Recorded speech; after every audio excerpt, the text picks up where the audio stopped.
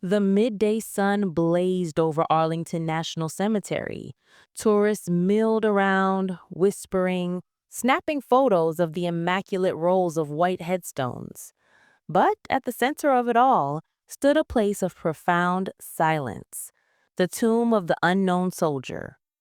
Here, the tomb guard marched with absolute precision, each click of his heels echoing like thunder in the heavy air.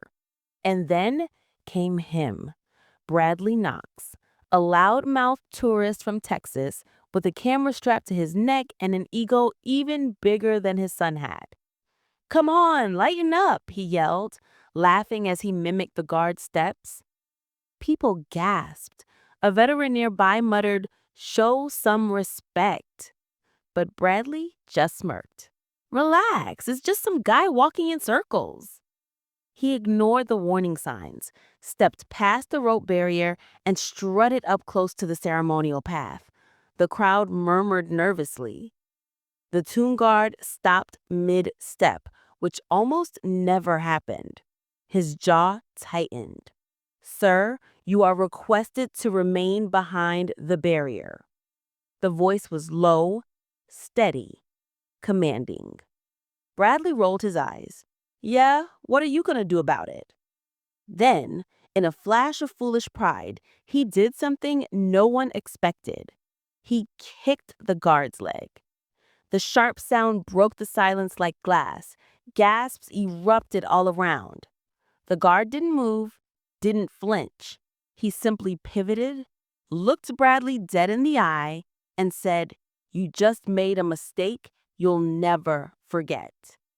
The entire crowd froze, and in that instant, the real lesson began. For a heartbeat, the entire world seemed to hold its breath.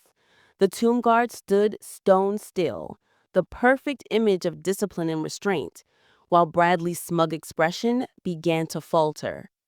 Then, from the side of the memorial, two military police officers appeared, silent, swift, and serious. Their boots struck the pavement in unison. "Sir, step back and put your hands where we can see them."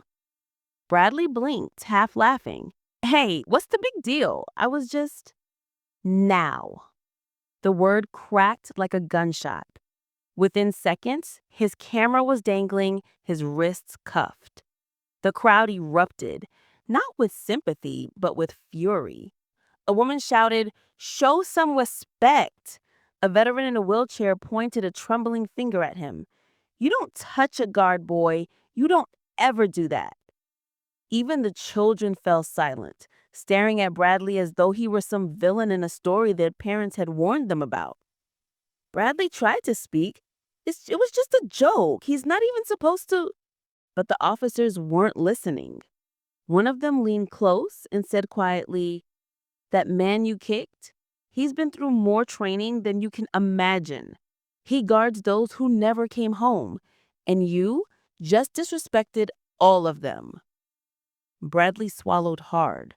For the first time, the weight of the situation hit him. He was being led away, his sneakers scraping the stone walkway, while the tomb guard resumed his silent, perfect march as if nothing had happened.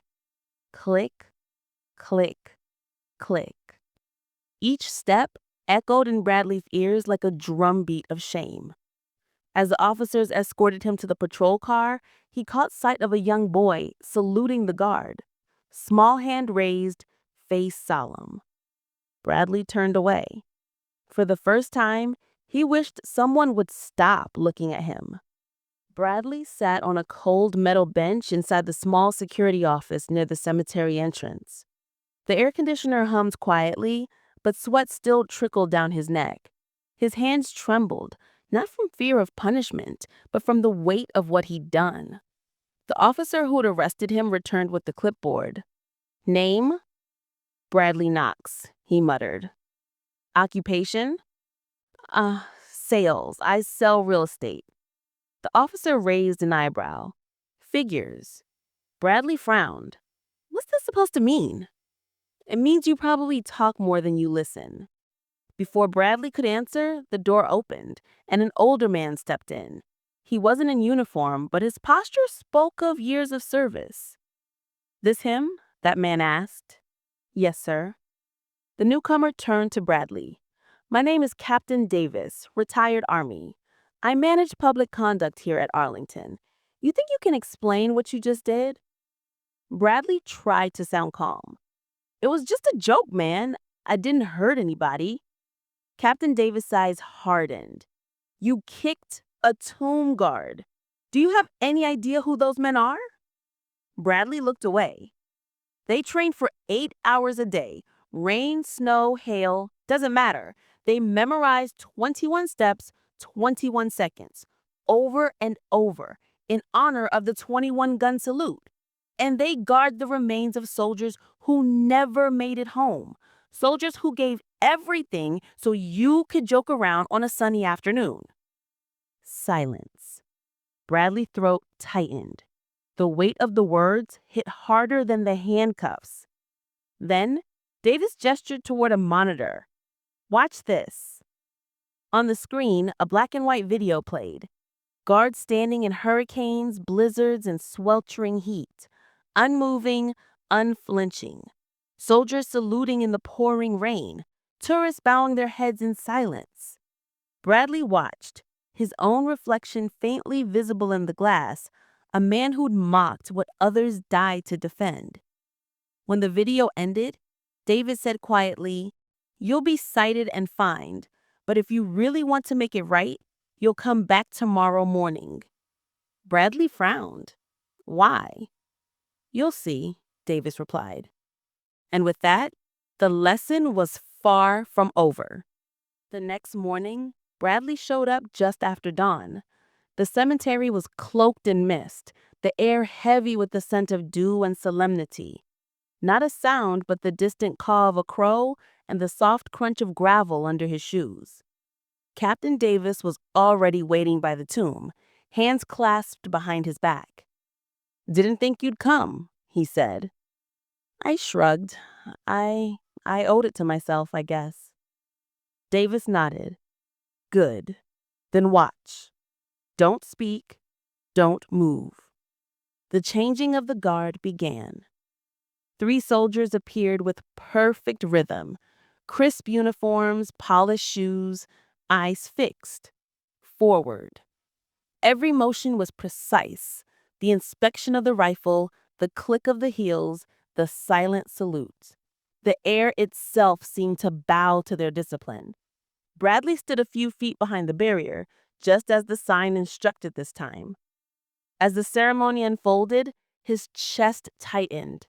Every movement wasn't just tradition, it was devotion.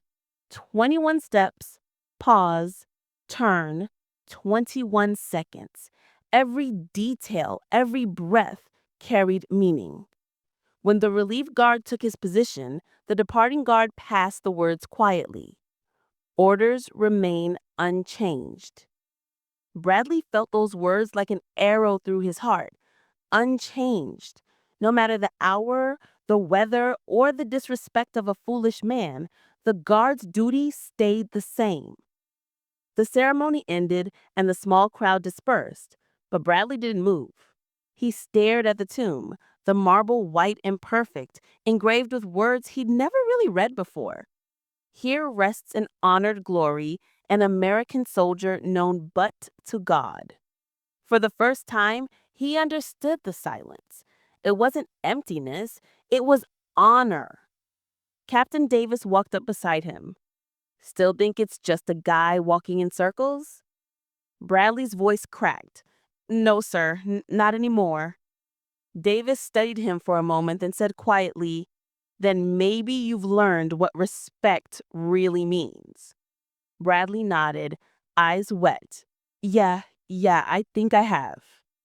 A week later, the sun hung high again over Arlington, warm and brilliant against the white stone.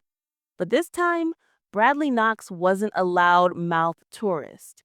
He came quietly, wearing a simple shirt, no camera around his neck. In his hands was a small bouquet of white lilies. He walked to the barrier, placed the flowers just beyond it, and stood at attention, still, silent, humbled. The tomb guard mid-march caught sight of him. For a moment, their eyes met. The same guard Bradley had once disrespected, the same one he'd kicked.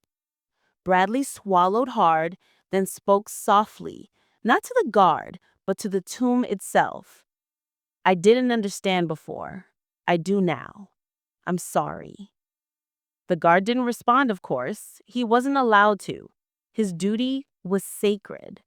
But something subtle changed in the air. A quiet acknowledgement. A silent forgiveness. A family nearby, seeing Bradley's gesture, began to bow their heads too. One by one, others followed. Within moments, a still hush blanketed the memorial. Not the awkward silence of shock, but the peaceful silence of